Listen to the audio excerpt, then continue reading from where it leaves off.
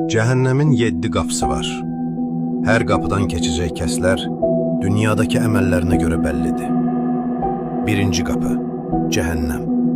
Bura günah işlətmiş möminlərin müvəqqəti cəza yeridir. İkinci qapı, ləza.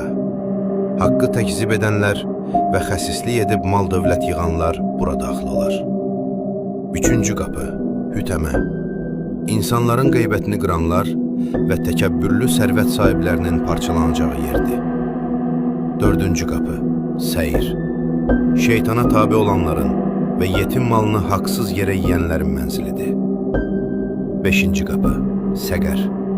Namaz qılmayanların və axirət gününü yalan hesab edənlərin şiddətli ateşidir. Altıncı qapı, cahim. Allahın ayələrinə qarşı çıxan kafir və müşriklər üçün hazırlanmışdı. Yeddinci və sonuncu qapı, haviyə.